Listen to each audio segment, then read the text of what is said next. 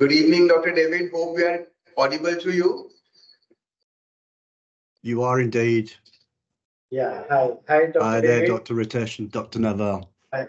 Right. Hi. So we are visible, and I think, right? Yeah. Dr. David will be starting in just 5 minutes, and by that time, just wanted to say you hi, and can we will be doing the formal introduction, of course. Obviously, we'll be doing that, but just as a curiosity's sake, so this would be on population, so sperm selection, population, and individuals. So, what do we mean by that? This thing, population and individuals. Well, I'm going to be talking about how we select populations for use in treatment for things like IVF and IUI, so the sperm preparation part and what a difference that makes.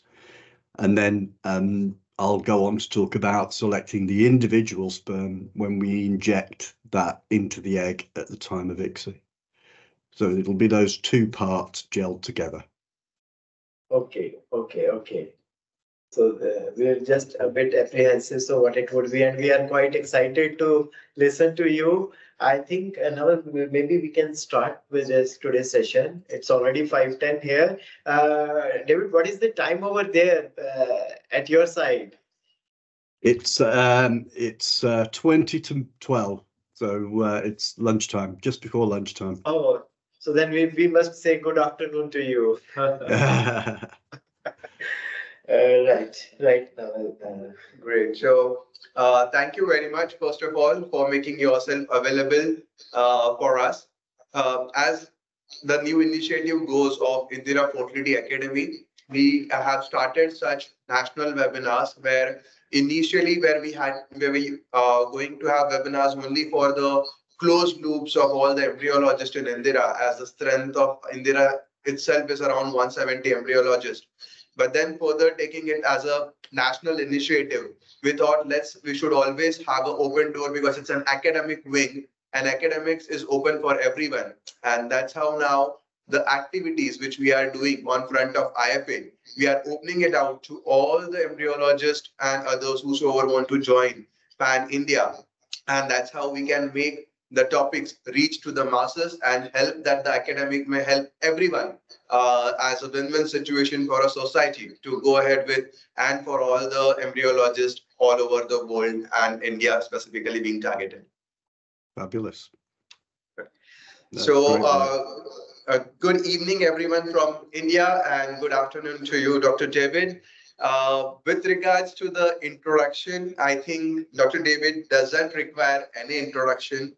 He has been an international faculty face for India for a long time and his contributions are always well appreciated. He started working as a clinical embryologist since 1986. I think a lot of them who must have joined over here would be having their birth year around the same time. And that's the time when you started working as a clinical embryologist. So the experience definitely today will be benefited by the experience which you hold, especially with your experience in all the departments and also your academic background. Dr. David has since managed laboratories in lot of numbers in UK IVF units and has consulted to a number of clinic overseas. He joined Origio as a director of embryology in around November 2011. And since then, he has been very actively involved in a lot of academic activities also. He has previously also chaired for UK Association of Academy of Clinical Embryologists. So we also have in India Academy of Clinical Embryologists of India, which you have been part of for long now. And I suppose the ACE for UK, the name has recently got changed. And hence there is no more conflict of ACE between ACE UK and ACE India, which was a confusion previously for a lot of Indians. At the same time, he has also been involved in several working groups, notably at HFEA, which has a lot of guidelines being used in being published for IVF and expertise in IVF and on multiple births after IVF. He is currently a technical assessor for UK accreditation services, and his current role, as mentioned, He focuses on the clinical support, including the process optimization, troubleshooting, laboratory design, alongside a lot of training and academic activities. So thank you very much, Dr. David, for making yourself available and having this pan-India new academic activity being benefited from your side and being supported from Urgio too. Yes, yeah, and just a small thing, just to add on to like Naval told, and like Naval said that this is an academic initiative by IFA, Indira Fertility Academy, to promote and to spread embryology and clinical topics in the field of ART. And it's an initiative, and today we have David to as a guest speaker, as a he's an eminent speaker, and to speak on the sperm selection, population and individuals. Yes, over to you, David. Thank you, Dr. Ritesh and Dr. Naval, and it's a real pleasure to be able to speak to you today and join in with the activities of the Indira Fertility Academy. I think it's a fabulous thing to be involved in, and it's great to see such a venture to improve the education, not only of embryologists, but andrologists, doctors, nurses, and so on. And anything we can do to support that, we're very happy to do. Hopefully you can see my slide. Yes. Yeah, that's okay. Great. Okay, perfect. So as was mentioned at the outset, I've been around a while, and I predate the advent of ICSI. And when I started in embryology, there was quite a focus on what sort of men we could help with IVF. And when ICSI came along, of course, the need to focus on the sperm was lost a little bit. And I'm quite pleased to see now that we're starting to finally see a renewed focus on sperm preparation, sperm selection for use in treatment. And what I plan to do in this talk is just go through how we select a population of sperm for treatments like IVF and IUI, and then how we select the individual sperm that we inject into the egg at the time of ICSI. So some of this will not be new to you. In fact, most of it won't be, but what I want to try to do is just take you through the current situation with preparation techniques for semen samples, and what works and what doesn't, and some of the factors maybe that people have forgotten. We'll talk about how those preparation techniques impact the sample and treatment outcomes. I'll talk briefly about the conditions for sperm because they are different, and we'll talk about that, how that impacts things. And then I'll talk towards the end on how we select the individual sperm that we inject into the oocyte at the time of ICSI, which I think again is a renewed area of interest. Now, the first thing to say is that we should remind ourselves really that the sperm as a cell is a unique cell. It's beautifully designed to deliver a package of DNA from the male partner to the female partner in order to elicit fertilization and ongoing development of the embryo and ultimately pregnancy. And the structure of the sperm really mirrors its function, and you'll all be aware of this, that we get the haploid spermatid undergoing spermiogenesis, and it forms the flagellum and then loses much of its cytoplasm. And of course, while it's doing that, the nucleus of the sperm is replacing the packaging with histones, with packaging of the DNA with protamines, and that allows this much denser coiling of the DNA in the sperm head. So we get this smaller, denser nucleus with this sort of donut loop model that allows very dense packaging. And that's critical because in the case of human sperm, the penetration of the vestments around the egg is largely mechanical. So that dense repackaging reflects the mechanical or the potential for mechanical damage compared to some other species where the penetration is much more based on chemical penetration. So the design of the sperm that we're looking at is beautifully engineered or evolved precisely for this purpose of delivering the DNA from the male partner to the female for the purposes of fertilization. And when we talk about fertilization, as we'll talk about later on in the talk, we should also be mindful that the sperm is not just there to fertilize. There are much longer lasting impacts of the sperm on the embryo and the fetus.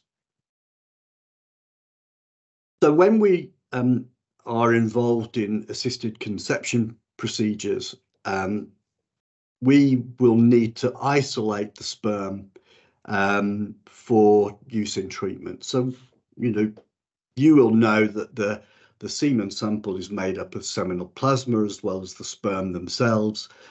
It may contain non-sperm cells, debris, bacteria and viruses and so on.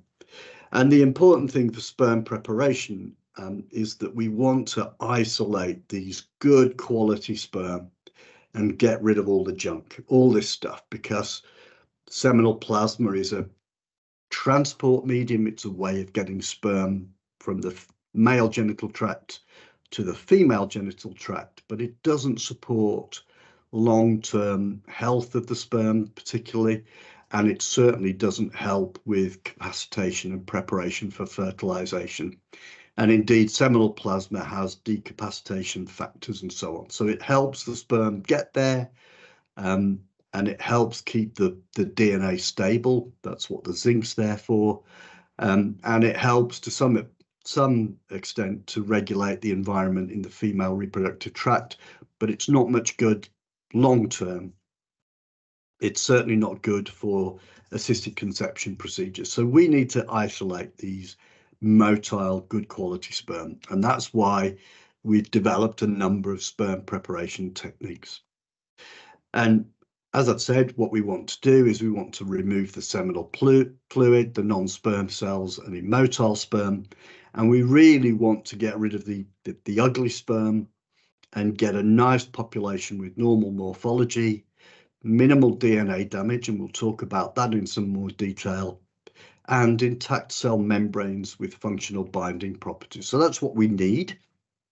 And what we might also think about is preparing sperm for capacitation, the acrosome reaction, and fertilization. And that also requires certain conditions. But what we're also doing is we're avoiding infection and uterine spasm, which typically is caused by prostaglandins in the seminal fluid. So we need to avoid that.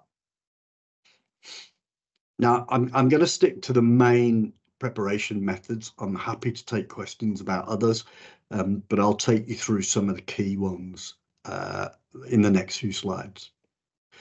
So you'll know also that one of the key methods for preparation is the swim up. And as the name suggests, here what we're doing is a very simple technique that allows sperm to be selected by their ability to swim out of seminal fluid into an overlying layer of culture medium. So you have a mill of semen, typically a mill of medium over the top. You incubate and the sperm will swim up into the culture medium and be harvested. It's a quick technique. It's an effective technique. It does tend to isolate motile, morphologically normal sperm with lower levels of DNA damage than the whole semen. The main things that need to be considered really is that you should always swim up from whole semen, not wash, then swim up. Because if you wash first, you're concentrating the sperm down with the non-sperm cells and debris that might cause damage. Very simple technique, but of course is based on the principle that you're selecting based on sperm motility. And of course, as you'll know, not all samples have good motility, so we need to think about alternative options. And that's where the density gradient centrifugation, the DGC, comes in. Now, it's worth taking a step back for a moment and thinking about density gradients, because I think we've tended to forget some of the basic principles of the density gradient, which I'm going to talk about. Now, the first point is that unlike the swim up, we're not selecting sperm based on motility. We're selecting sperm, as the name suggests, on the density of the sperm, the density of the sperm cell. And the principle here is that, as shown here, that normal mature sperm are generally a little bit more dense than abnormal sperm. And that's largely because the abnormal sperm have retained some cytoplasm. If you lose the cytoplasm where the water is, you tend to have a slightly more dense cell. And the principle of the density gradient is that you spin the sperm down through a gradient and they reach what's called the isopycnic or buoyant point. So this is the separation based on the sperm reaching somewhere in your column of gradient or density gradient media. They're reaching some point of equal density. So you spin them down, and when they reach the level that they are of equal density to the column of gradient that you're using, that's where they'll sit. And that's why, because the abnormal sperm are less dense, they separate out higher than the mature sperm. And that's the principle.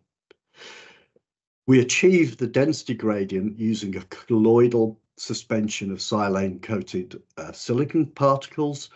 And because it's a colloid is like an emulsion, so the silane-coated silicon particles aren't in solution, they sit as a colloid.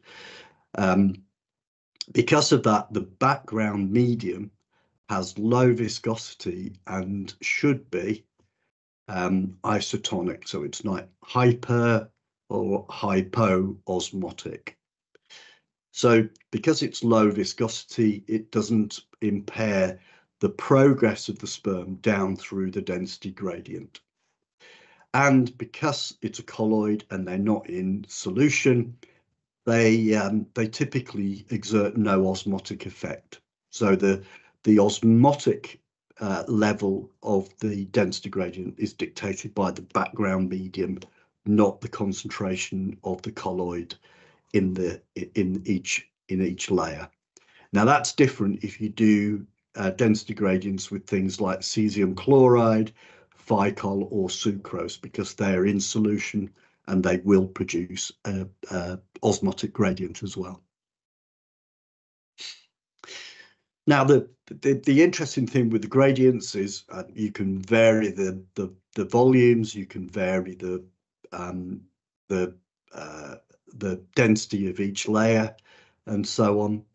But it's worth remembering that although we can modify those things, actually sperm reach their isopycnic points, this level of buoyant density, following centrifugation at 300 G after 20 minutes.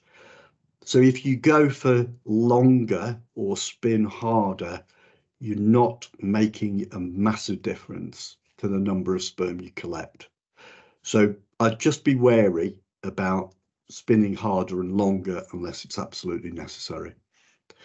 Now, it's slightly more involved than a swim up, but again, it will isolate motile, morphologically normal sperm with lower DNA damage.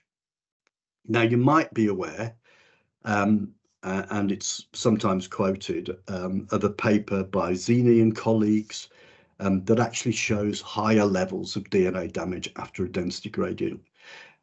All I would say there is that they were spinning at 600G, and the evidence, if you go through that, is that lower speeds are not detrimental, which I'll come back to. Bear in mind as well as if you are treating virally positive patients, the density gradient is the more established technique for that, for limiting collection of viral particles in with the pellet of sperm. Now, I've mentioned that the base medium of density gradients is what dictates the osmolality, but it's also worth remembering that semen is at typically around 330 milliosmoles per kilogram, so considerably higher osmolality than the sort of culture media we would typically use, which will be at 270, 280. Now, what that means is if you use a typical base medium that we use in IVF systems to make your density gradients, as the sperm as the sperm are centrifuged through the layers, they're going from typically 330 straight into a medium at 270, 280, which can introduce some osmotic shock. So you can alter that. This is our example from our Origio gradients, where we've actually introduced an osmotic gradient as well as a density gradient to limit the osmotic stress as sperm pass through the density gradient media. Now, I've mentioned centrifugation. This is often cited as one of the issues or potential risks with density gradient centrifugation. And it's worth trawling through the literature because we often hear centrifugation can damage sperm. And actually, when you look at the literature, even way back from 1980, when Mackler and Jacobi reported this, they showed that you can see an effect on motility if you spin hard at around, in their case, 580G, but they didn't see an impact at 330G. And this subsequent paper by Zini, that I've already mentioned, suggested that you get better DNA integrity after a swim up, and they attributed that to centrifugation in the density gradient separations. But as I said, they were using hard speeds. So there's a nice paper from Katzir and colleagues, an old paper now, but actually demonstrates that if you centrifuge at 400G multiple times, there can be some effect on the acrosome, but they showed no clinical outcomes being affected. So fertilization and cleavage were unaffected. So the bottom line seems to be that if you spin at a reasonable speed, and typically we're talking around 300G, the damage, if there is any, has no impact on outcomes. And that's nicely shown by this paper from Molly Quinn and colleagues, where what they showed here was that if you look at ICSI cycles and you compare density gradient with centrifugation against a microfluidic chip where there was no centrifugation, the ICSI outcomes were actually the same. What about the more, we're seeing more and more variations to sperm preparation techniques, and microfluidics is and has been an area of interest for some time. And you're probably aware of the sort of devices now commercially available that promote themselves as microfluidic chips, microfluidic chambers, and so on. So these essentially will also select sperm by the basis of motility, and they'll do that through a membrane. Depending on the device, the setup is slightly different, but the membrane has pores in it, and the sperm in the semen swim up through the pores into culture medium, and that can be collected. And these are, they're essentially very effective swim-ups. If there is a microfluidic effect, it's passive, insofar as what happens is sperm will typically accumulate at boundaries, and you'll have seen this in your own embryology experience, that if you put sperm in a drop of medium, they'll tend to collect around the edges. They'll accumulate at boundaries. And part of the reason for that is that they change swimming pattern when they are close to a boundary or edge. And when they change swimming pattern within a micron of an edge, their motility changes and it becomes a flattened, slithering mode that's actually faster. It's 50% faster than if they were swimming in the middle of a drop of fluid. So there seems to be a sort of passive effect to promote motility and collect sperm, and these are effective ways of preparing sperm, potentially without centrifugation, which is part of the attraction. The other part of the attraction is that they're so easy to use, with minimal real expertise needed, and generating good quality motile sperm at the end. Now, there are alternatives, and these are more difficult. So you can have things like chemical attractants in a microfluidic system to attract sperm on the basis of motility stimulants or progesterone and the likes. Or you can actually collect sperm more effectively by allowing them to swim along a temperature gradient. More commonly, however, we see chips like this where you put semen in at one end with media, and there's a flow of medium along the channels, and dead sperm go with the flow, and motile sperm swim out to be collected in reservoirs. And this is called rheotaxis. So you're relying on a flow of medium.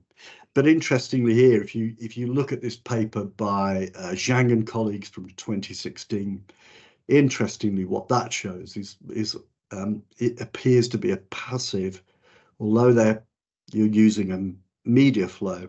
As far as the sperm is concerned, it's actually quite a passive process, because there's no direct evidence that the sperm alters its flagellar beat pattern, or there's any impact on calcium influx or active signal transduction, but they do align with the flow and then can be collected off in these lateral chambers.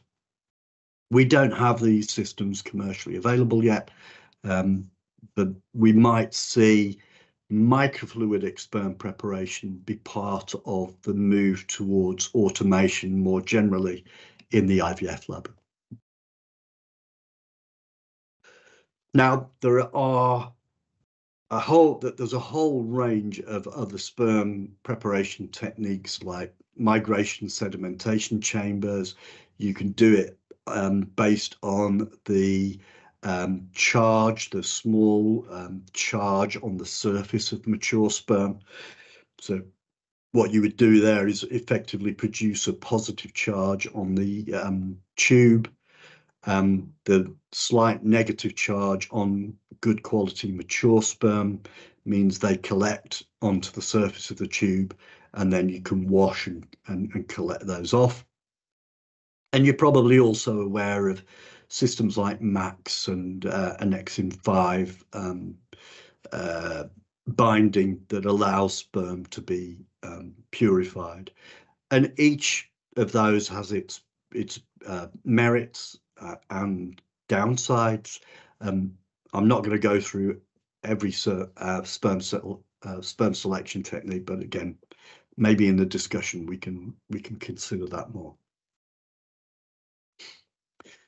So we will take our whole semen, we will do our sperm preparation by whichever technique we choose.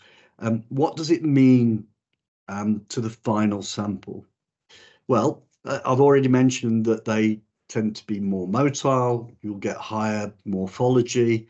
What you'll also find is that they'll reduce the number of sperm carrying fragmented DNA.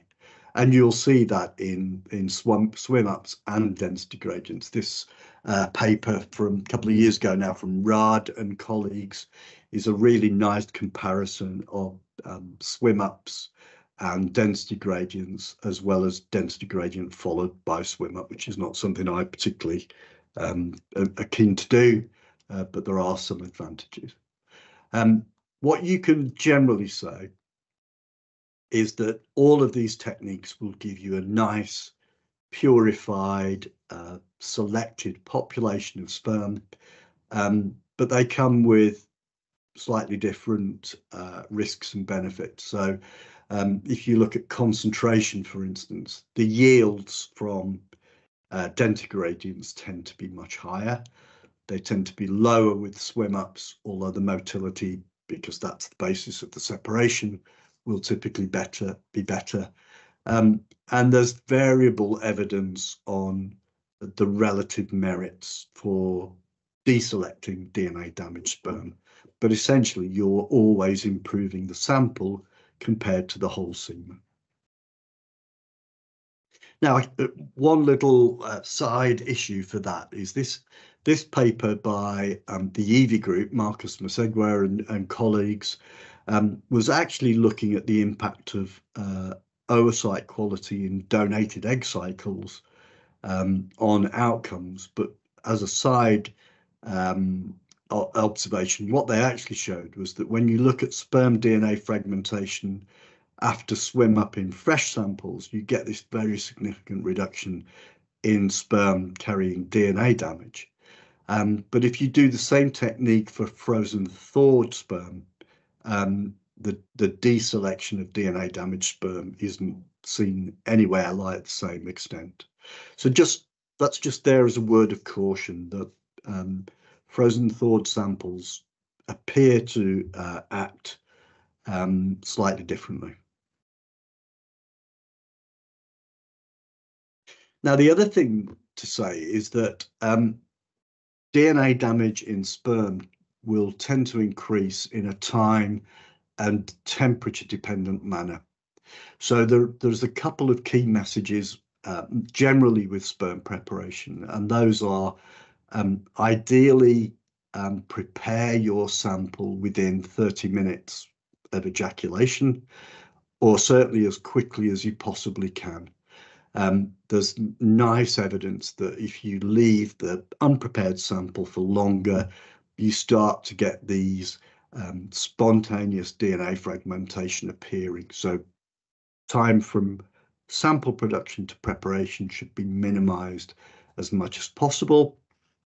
And because it's temperature dependent, we know if you keep the sperm sample at 37 degrees, that rate of spontaneous DNA damage will be greater than it is at room temperature.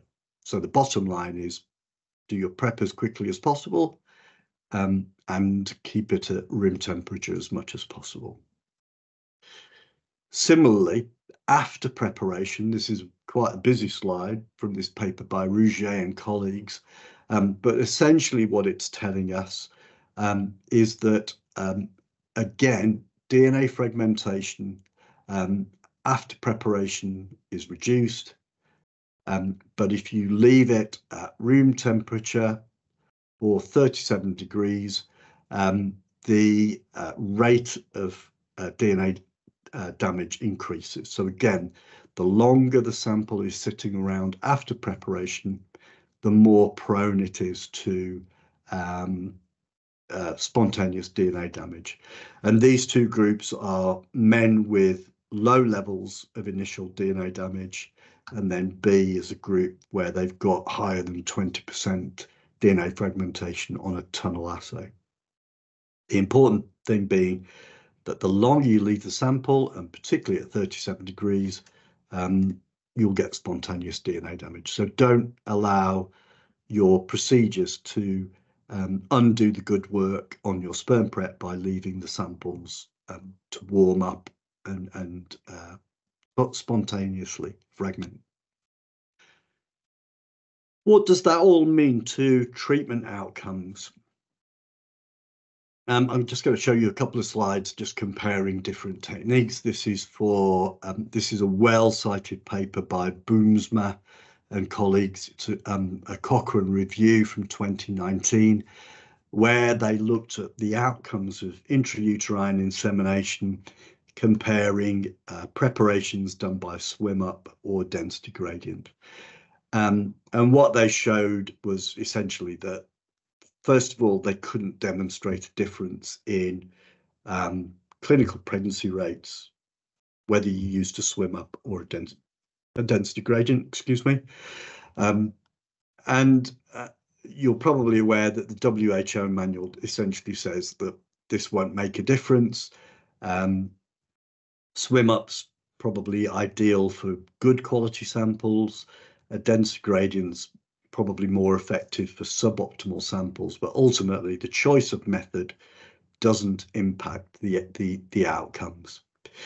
The only caveat here is these warnings that, first of all, in this Cochrane review, they highlighted the fact that actually we don't have much good quality data. We don't have large, well-designed, randomized controlled studies looking at the impact of different preparation techniques. So the conclusions, although they said there was no obvious difference, are a little uncertain. And the other thing to say is that this was clinical pregnancy data and not live birth data. And that's important because we'll come on to show that the outcomes go beyond simply establishment of pregnancy. Now, similar for IVF and ICSI. So again, we're short of good quality data, but this is a study from 2022 from Rao and colleagues that looked at cumulative live birth rates, not pregnancy this time, for IVF and ICSI when a comparison is done between sperm prepared by density gradient or sperm prepared by swimmer. So this is a retrospective study, so not a randomized controlled prospective analysis. But they've used retrospective data using what they termed a propensity score matching analysis. And what they show here is, as you'll see by the p-values down the right-hand side, I know that's small on the screen, and what essentially they're showing is no clear difference between density gradient and swim up for fertilization, good quality embryos, blastocyst formation, cumulative live birth rate, or the live birth rate per transfer. So no obvious difference in our IVF ICSI cycles. And that's important again, because it highlights the fact that there's a lot of concern around centrifugation, but we do a lot of centrifugation for the density gradient preparation. Doesn't seem to make clinical differences. And then I've already showed this once before, the Molly Quinn data, but this is worth highlighting again. So this is the data from a couple of years ago now, where it's a good, well-designed, randomized controlled study comparing the microfluidic chip with the density gradient centrifugation as two methods. Now, this is only concerned with ICSI cycles, not IVF, because ICSI is their routine way of fertilizing oocytes. And what you can see here again is in this study, as I say, well-constructed RCT. There's no difference in the outcomes, whether it's embryology data, blastocyst rate, and so on, or clinical pregnancy and ongoing pregnancy rates between the two groups. So again, suggesting that the centrifugation isn't an issue, and microfluidics without centrifugation don't seem to confer any obvious advantage in terms of clinical outcomes. So that's a really nice study. It's worth highlighting with the microfluidic chips that there are lots of smaller studies, not perhaps so well designed, suggesting some benefit in terms of DNA damage, maybe euploidy rates, but we're lacking good RCTs apart from this one by Molly Quinn. So at the moment, all of the ways we prepare sperm seem to be equally effective. Okay, quickly, conditions for sperm. I mentioned at the outset that these are different. It's worth highlighting the fact that we often have been used to holding sperm in IVF culture media or something derived from IVF culture media, but actually sperm are they're different. They're not oocytes, they're not embryos, and they actually have different preferences, and their preferences are predicated on the amount of protein, the level of bicarbonate, and the pH of the culture medium. And this was beautifully demonstrated by the group in Birmingham with Achikanu and colleagues that published this paper where they showed that if you increase the external pH, in other words, the pH of the sperm handling medium, that drives an increase in intracellular pH, which in turn also gives an influx of calcium, which drives motility or hyperactivated motility. And the high bicarbonate also drives motility. And we've used that because we've done a whole range of studies. This is done by a MSc student, De Rosa, in Matt Tomlinson's lab in Nottingham in the UK, where we looked at various compositions of medium and showed that the high bicarbonate, high pH media drove the best overall motility profile. And we've adopted that in our system. So you can see this is from our Origio system. You can see we've got high pH, the osmolality gradient in the gradients I've already mentioned, the high protein, and the antioxidants that are consistently there. So just highlighting the fact that sperm needs slightly different conditions. Okay, what about selection of individual sperm? We've selected our populations. If we do IUI and IVF, those are put either into the catheter for insemination or washed into fertilization medium for conventional IVF. But when we come to ICSI, we're used to selecting the individual sperm for injection based on motility and morphology.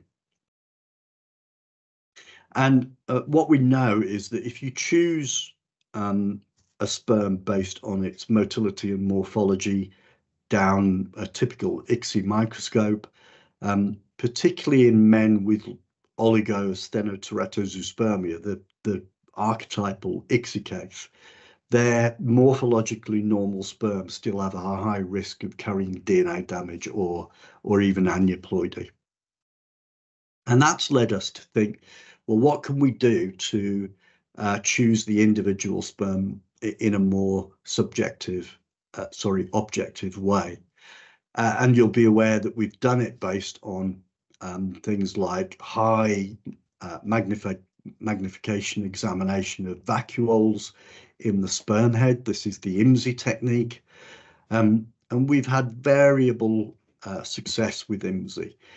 If you look at the Cochrane reviews that have been reported, the earlier ones suggested that there was no difference in fertilization. They improved pregnancy rates and lowered miscarriage rates, but the data was poor quality.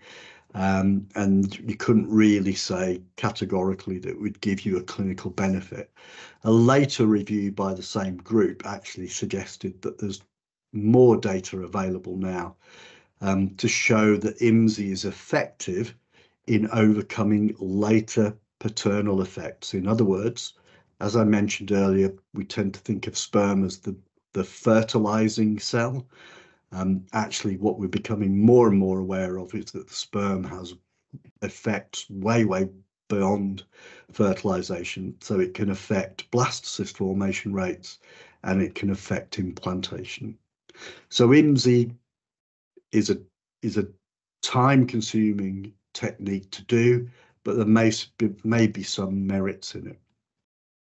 Part of the confusion, possibly highlighted by this lovely paper by Berkowitz and colleagues from 2018, is that the presence of vacuoles is of itself not always helpful. It's more nuanced than that. And what they demonstrated is that actually genomic instability in sperm heads is related to the location and the depth of vacuoles, rather than the number and size of vacuoles as we've been used to using for IMSI procedures. So it might be the location and the depth of vacuoles in the nucleus that's more important than the size and the number. But they showed really nicely that there was a correlation with what they showed was the copy number variation in the DNA of the sperm heads with the location and depth of the vacuoles. And that's a difficult thing to do clinically, but it may be why IMSI is a little bit trickier than we thought. Now, the bit we're interested in is using hyaluronan binding, which hopefully you're aware of. Now here, hyaluronan is the main component of the extracellular matrix of the cumulus mass. It's what sperm bind to in the early stages of normal fertilization. And what we know is binding with hyaluronan is linked with better sperm maturity, a reduced risk of DNA damage, reduced risk of aneuploidy, and a better chromatin integrity. We have a couple of techniques to select sperm using hyaluronan binding: sperm slow, which is like a PVP alternative, and PIXI, which is a dish with hyaluronan coated in small dots on the surface. Now, the fact that hyaluronan binding deselects DNA damaged sperm is important because we know it's linked with fertility, and because of the variation in the tests, the most compelling association is between DNA fragmentation in the sperm and the possibility of early pregnancy loss or miscarriage. And we see that now consistently in our clinical results. So let's look at the PIXI dish. So this is an old paper now by Yagchi and colleagues, part of Gabo Hazar's group, and it's a beautiful illustration. This is the PIXI dish with the hyaluronan dot, and what they did is they labeled sperm. So if they fluoresced in green, they had intact DNA, and if they fluoresced in red, they had denatured DNA, so they were carrying DNA fragmentation. And it may not be obvious on your screen, but if you look at the picture and you score the sperm, the red ones are outside. So if you look at the outside the dot, 56% are green, so DNA intact.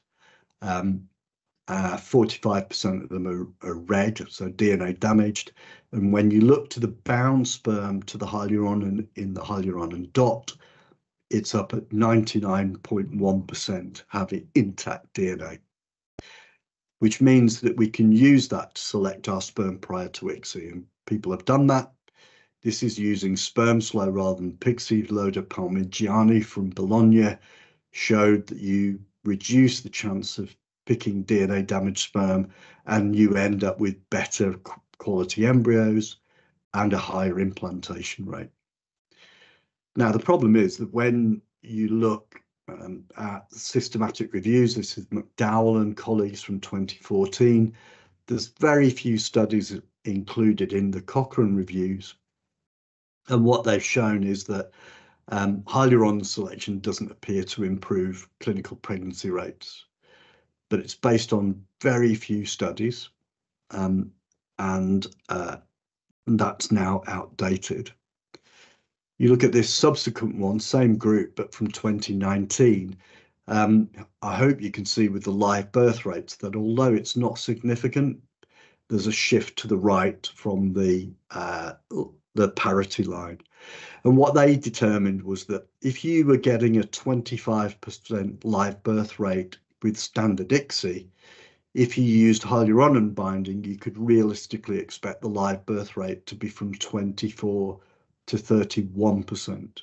So in other words, the risk ratio is 1.09 with a confidence interval of 0.97 to 1.23. So it isn't quite significant, but it's close. Now, what does that look actually out in the real world? Well, we can cite two big studies, and this is where it's really interesting, I think. This paper is a multi-center study from the US, that Katie Morroll published a decade or so ago. And what it showed is that if you've got men with low hyaluronan binding, their miscarriage rate is incredibly reduced. If they've got normal hyaluronan binding, there's no impact. And what we did in the UK is we actually did a much bigger study. So this was some 2,800 or so cycles of IVF ICSI, where the patients, non-selected patients, so they were just patients earmarked for ICSI, randomized to either standard ICSI in the light color or ICSI with PICSI, so the hyaluronan binding dish. And again, what it showed was, although there was a little increase, there was a non-significant increase in the live birth rate, but the miscarriage rate was reduced. Now that's interesting because we know, as I said, that sperm DNA fragmentation is linked with miscarriage. We know that hyaluronan binding deselects DNA damaged sperm. What we also know, this is a lovely paper from Champrou and colleagues, describing how oocytes repair damaged sperm DNA. And if the oocyte quality is good, they do that very effectively. If there's excess sperm DNA damage or the oocyte is poorer quality, they can't repair that DNA damage. Now, what's interesting with the big trial in the UK that showed reduced miscarriage but no increase in live birth rate, that same data was taken and mechanistic analysis done at the University of Birmingham under the auspices of Jackson Kirkman Brown, based there. And what they did there, they published this paper, Western colleagues from 2022, where they looked at the patients who had had a miscarriage, and what they showed is that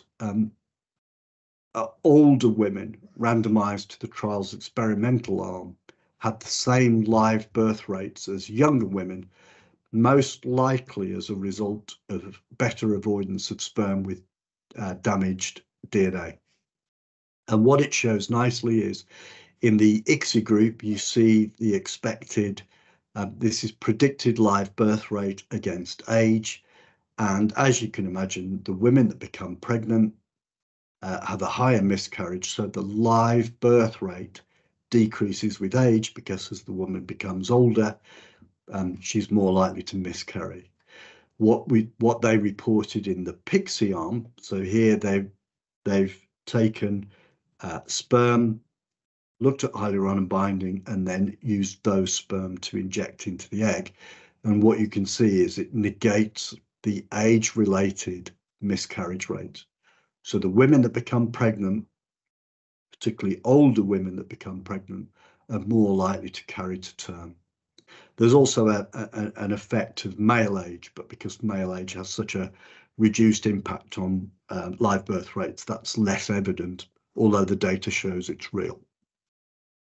So what we're seeing is where sperm DNA damage is there, if you've got good quality eggs and you do ICSI, the oocyte repairs the DNA damage and you end up with normal development and pregnancy rates. If you've got poor oocyte quality, there's less ability to repair DNA damage. There's some effect on the embryo, and when they become pregnant, they have an increased risk of miscarriage. And we could avoid that using hyaluronan binding techniques. So that's a quick overview. Just to summarize, sperm separation should be performed in controlled conditions. The handling and storage, room temperature, in the dark, to minimize impact on spontaneous DNA fragmentation. Centrifugation,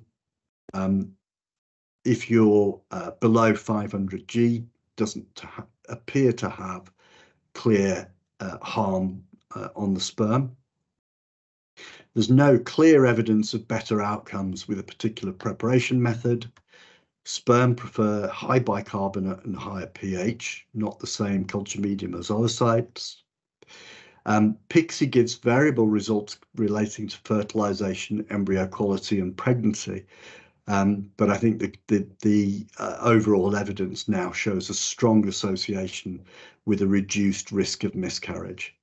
And it's probably most effective when targeting cases in which DNA repair is compromised. And that's primarily in women of 36 and above.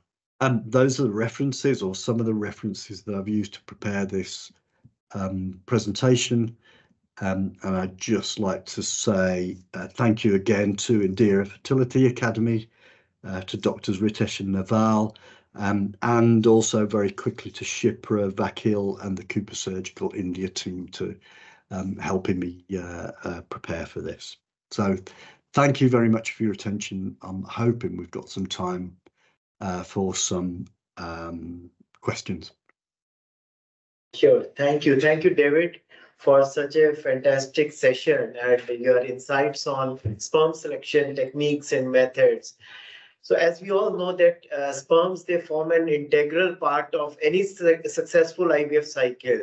And to achieve that, you have very well elaborated various sperm selection techniques along with their pros and cons, along with their downside and the good part, whatever was there. So just David, I had a question that you elaborated very well on the microfluidics.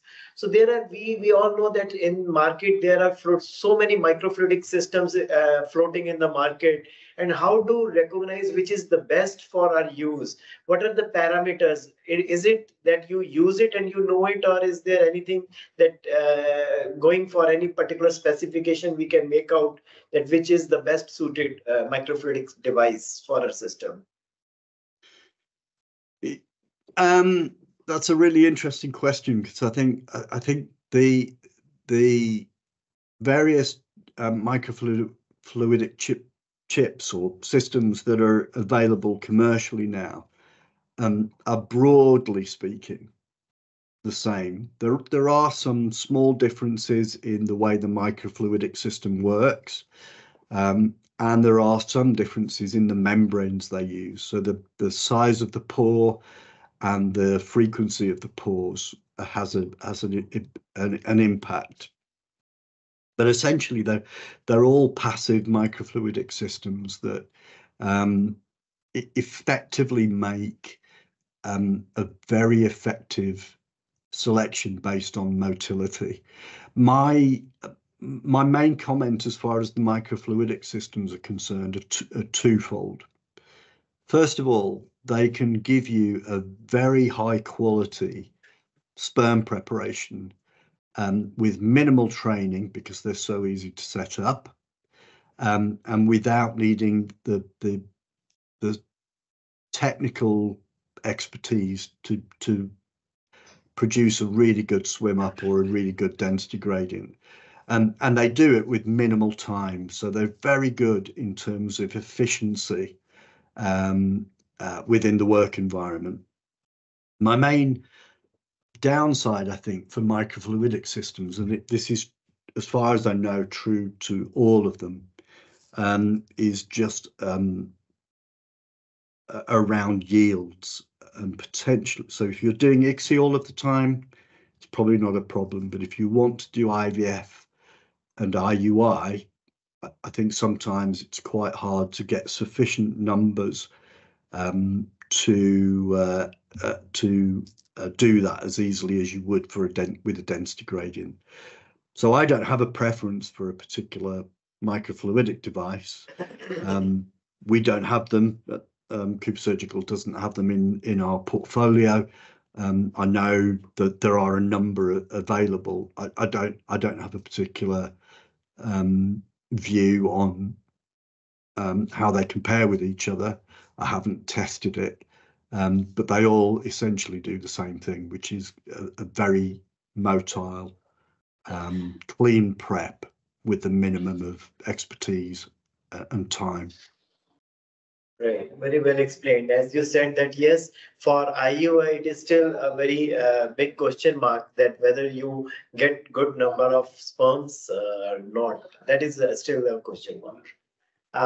With that, I open this forum for the questions, and please, those who have any questions to ask from David, you may raise your hand, and or else you can just type in the question and answer section. Please, you can write down your questions, and we will one by one take all the questions. If we have any questions. Yeah, so let's. The chat is open for questions now, and people can definitely put in as chat, or they can raise their hands and we can unmute them as and when required. So thanks for that clarity on the microfluidic devices, that as of now, there is no preference, which you said is for microfluidic device, which one to be used. But the for IUI, you recommended that, yes, it's better to go with density gradient. And for ICSI, you can use which they want as the best with regards to microfluidics, right? Yeah, I mean, you can use a swim up for IUI. Essentially you can use whichever one you want, but it's easier. One thing we know about IUIs as a general rule, and it's a general rule, and so with that caveat, what we know from the literature is that IUI becomes more successful if you inseminate with at least 5 million motile sperm. So if you can prep, and it doesn't matter which technique you use, if you can get a prep with 5 million motile sperm or above, then you're more likely to become pregnant than if you are inseminating with lower numbers. That's a rule of thumb. It's not concrete, but it's a rule of thumb. With the density gradient, that's incredibly easy to do. In most samples, you know your yield will typically be in the 20 to 40% of the motile sperm that you put on the gradient. You should be able to recover in your post preparation sample. So it's a relatively easy technique to get high yields, and if you're getting high yields, it generally makes it, in my view, easier if you're doing IUIs and IVFs. If you're only doing ICSI, then swim up and microfluidic chips will always get you good quality motile sperm, but the yields are lower. Right, great. So thanks for mentioning that thumb rule that you require 5 million motile sperm count. So for everybody's clarity, it's 5 million motile sperm count and not the only total sperm count, right? And that is where the success of IUI increases with the 5 million of motile sperm count if available in the pool. Yeah, and it's a relatively old paper now, but Matt Tomlinson and I did a along with Sheena Lewis, we wrote a policy and practice paper for the British Fertility Society on sperm quality and its relationship to outcomes. And we highlighted the 5 million motile sperm in that, and it gives the rationale for that in that paper. So it's worth having a look at that. Right, great. Yeah, in the presentation, it was very well explained with regards to how there is no difference with regards to sperm selection on the different techniques which you mentioned, like we swim up, density gradient, microfluidic, and we have not seen much difference in pregnancy rate either, or the live birth rate too. With regards to ROS, that is something which a lot of people do think about, that ROS is affecting. You also clearly mentioned that leave the sample aside and the ROS will increase. Leave the sample in media, the ROS will increase. So the time preparation should also be decreased, and the time for insemination should also be decreased, so that it gives you the best result. But when it comes to ROS, still, I think the question which a lot of juniors always have there in mind is, which sperm preparation technique will give you the least ROS, because every technique somewhere or other will mention that this reduces the ROS. Let it be swim up, let it be DG, let it be microfluidics. But which, according to your experience, would be best? Is it that different sperm parameters should have that sperm preparation technique, or ROS is by golden rule will be lesser in microfluidic or DG or simple swim up? What's your take on that? Well, what I would say there is that we know reactive oxygen species can damage DNA in sperm. So the way we handle the sperm sample can impact that. So, for example, I mentioned if you do a swim up, it should always be from whole semen, and you don't spin down the sperm and concentrate it with the non-sperm cells in the debris, because we know that can cause damage. So there's some parts of the technique that can have an impact, but if you follow the simple rule that you prepare the sample as quickly as possible after production, and then ideally you use the sample as quickly as possible after preparation, and if you can't, you keep it at room temperature and in the dark. What you do for the preparation itself, my own view is that it doesn't appear to make a big difference, but the handling before and the handling after potentially can. So you just have to be a bit careful there. Great. So the handling matters, and the sperm preparation time, that matters, and that is where you can give the best optimization. Let you use any sperm preparation technique. So that's what we also practice, and we prepare the semen sample only once we are sure that we are going to use it immediately after preparation, because we are removing all the seminal plasma. Probably that is one of the major factors that ROS starts to develop at a rapid phase. Yes. With the washed semen sample. And one thing, David, before we jump on to other questions from the chat box, just intuitively I want to ask, what is the best technique to wash testicular sperms? Like, and what is the relevance? Do we really need to wash them? And if yes, then what is the best technique to wash those sperms? With testicular samples, more often than not, you're not likely to be able to do a full prep. So it depends on the sample. I would always try to do a density gradient if I can, even if it's just one small layer. More often than not, though, with testicular samples, it's a case of just washing, just to get rid of, some blood or serum. So I would typically macerate the tissue and then wash it, and then I would plate it out into an ICSI dish. And there's a couple of different patterns you can do there, but essentially what you're aiming to do there is put some of the macerated tissue into a lake or a strip of medium, and then wait for, hopefully, for motile sperm to just wiggle their way out and you can pick them up, or you can spread it out over a larger area. That's slightly different. I've seen the question in the chat.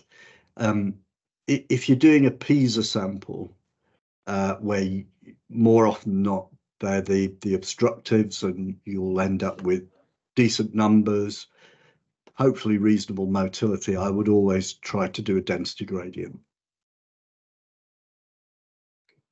Density gradient can also be used for PISA. And do you recommend to use any formulations like Sperm Mobile or pentoxifylline to all testicular sperms, especially once we know that we will be doing ICSI? And do you still recommend that these should be we should encourage using such products like Sperm Mobile? Yeah, I would only use motility stimulants if I can't see any motile sperm. So I'd want to see whether I could find anything moving, and only if I don't would I consider something like pentoxifylline or caffeine or whatever the agents are. With the testicular ones, you know, there's people have done the biopsy the day before and then cultured to see if motility is improved. You may or may not want to add some motility stimulants to those if you can't initially see motility. But there's I tend to avoid motility stimulants. It's a personal view rather than pretending that I've got any great amount of scientific data to back it up, but I tend to avoid the motility stimulants if I can see naturally motile sperm, if I can put it that way. But they certainly, those motility stimulants have their place if you can't see anything moving. Again, the other option is to use something like the hypoosmotic swelling test to look for viability, because as I'm sure you're aware, you don't need motile sperm for ICSI. The motility is purely a proxy marker for viability. So if the sperm is alive, it will do well. What you can't do is inject dead sperm. Right. That's right. Actually makes sense. Yeah, sure, definitely. So that makes sense that actually we want to check the viability of the sperm before using it for ICSI. And exactly. It is better if it could be any sperm motivator or activator, or it could be some HOS technique that can be used just to ensure that the sperm is actually viable. Yeah, absolutely. Yeah. So coming to the next question about DG. How about DG followed by a swim up for IUI as well as for ICSI for good samples? I have a fairly rigid view on that, and it was borne out by a paper by Lars Bjorndal and others, I think possibly Chris Barrett and David Mortimer, where in one of their papers or one of their handbooks, they suggested that there's no reason to do a swim up after a density gradient. So it's not something I ever do. Okay, so that's not needed actually, right? So it's additionally giving an unnecessarily stress on the sperm. So we have already used density gradient and then giving a swim up. That actually I don't think that. So with regards to swim up after density gradient for ICSI, definitely I think not required. When it comes to IUI, also you require the motile count, so definitely again not required. So the density gradient is what is required, is what the message is, and swim up is not required post density gradient, right? No, yeah, exactly right. That's my philosophy, is that the swim up after a density gradient isn't necessary. And I know a number of labs do it and swear by it. I'm not. It's not something I would do.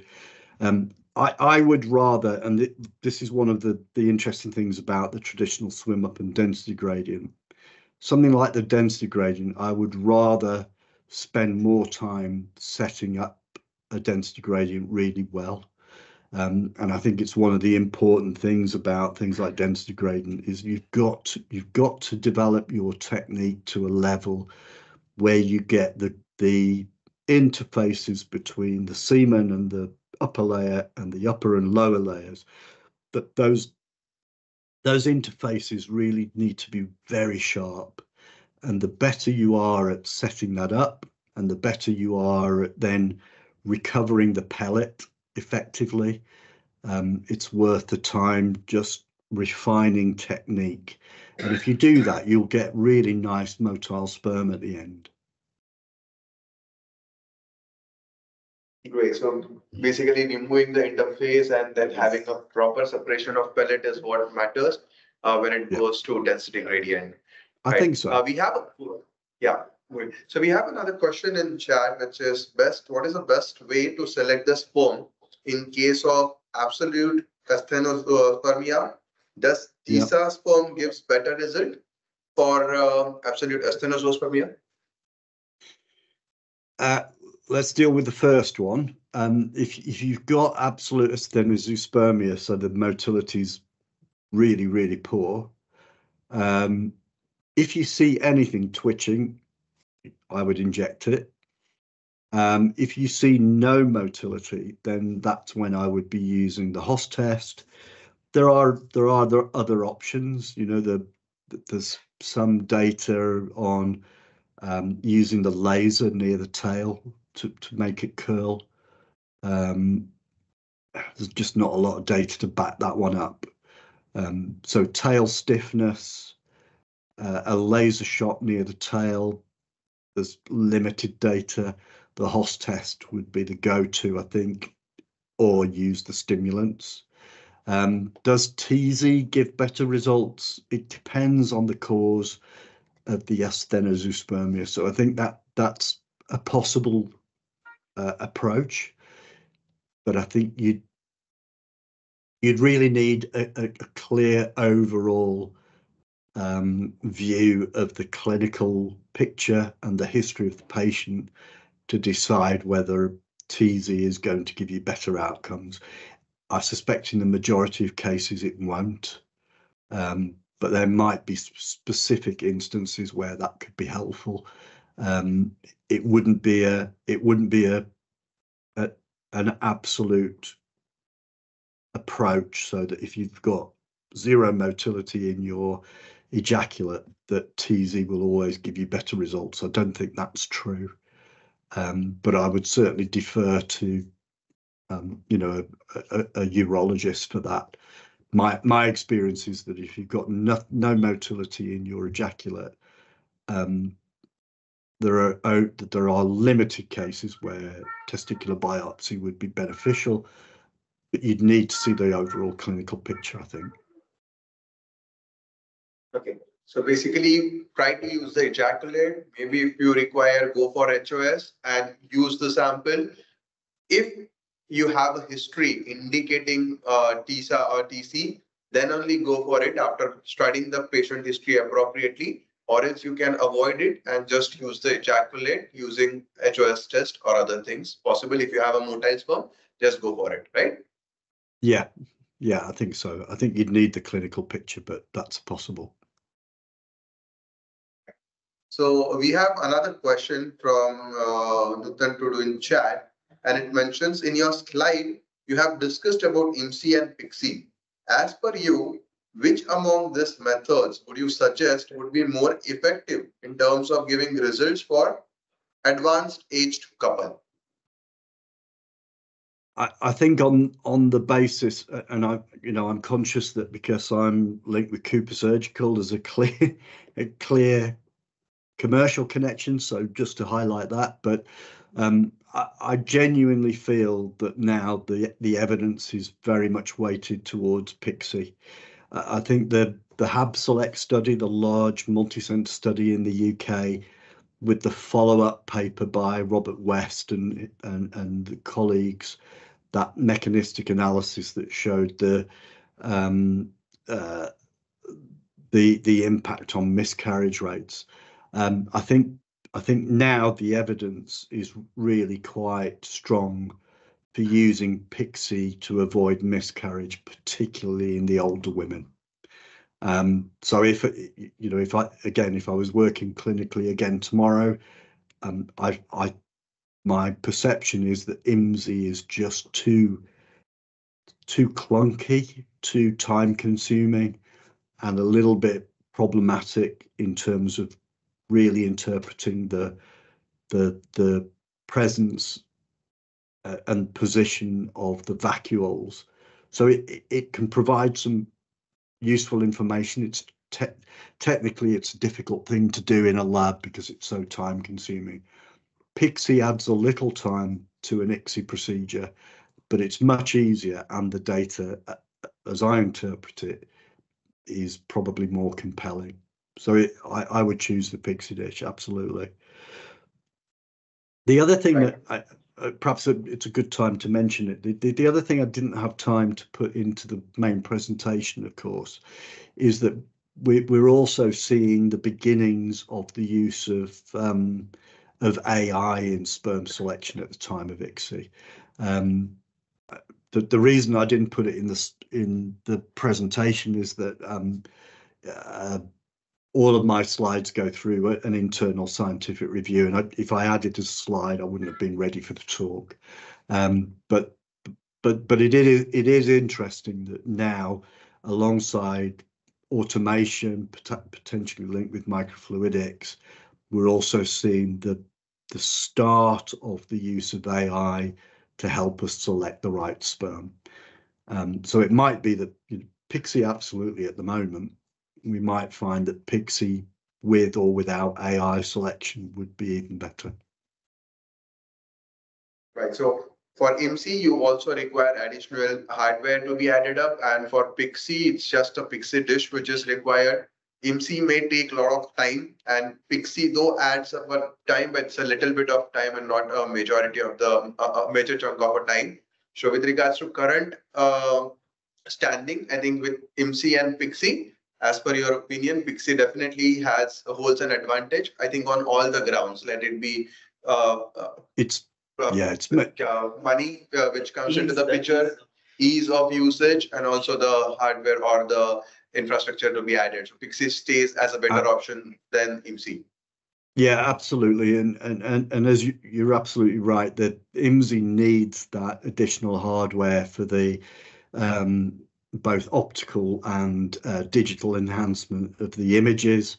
It takes more time because you have to individually check sperm and then capture them. And I think that's why IMSI had that sort of rush of interest, which has waned. With the PICSI, it takes a little bit longer than a standard ICSI, and there's some data out there from Lodo Parmigiani, I showed some of his data. He did a comparison of sperm slow, this alternative technique, and PICSI, and showed it adds about, on average, between 2 and 3 minutes to a typical case. So when you consider a typical case will be injecting 6 to 8, 6 to 10 oocytes, it's a little bit longer, but not much. But it requires no additional hardware other than the PICSI dish itself, so it's a lot easier. Great. I just missed one question while going on down to the others, and this question was for the TISA sperms, where it has been questioned that what about the capacitation of the sperm in case of TISA or TC?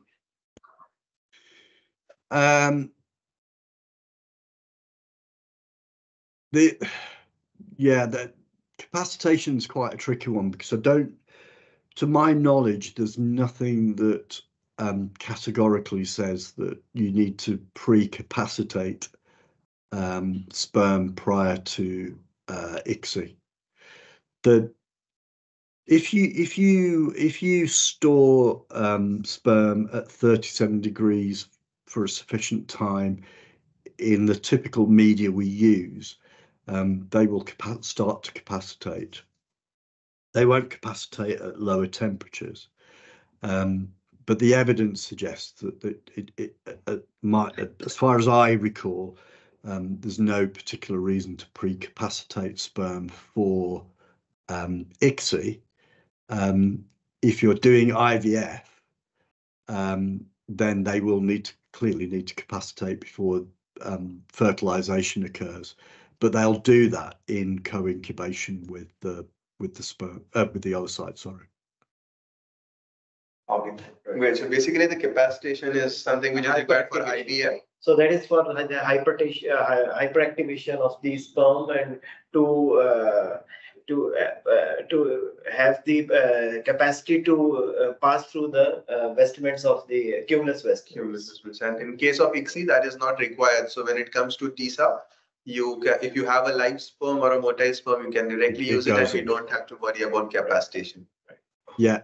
Remember as well, capacitation, you're right, it prepares it for fertilization, and it's involved with the ability to acquire hyperactivated motility, but there's also some quite subtle changes to the sperm membrane during capacitation, which is critical to normal fertilization, but as far as I'm aware, it doesn't make a particular difference to ICSI results. Right. So with this, I think we don't have any more questions, and yeah. Right. So thank you very much for your time. I think we are finishing in time. We were targeting 1.5 hours, and that's where we are ending.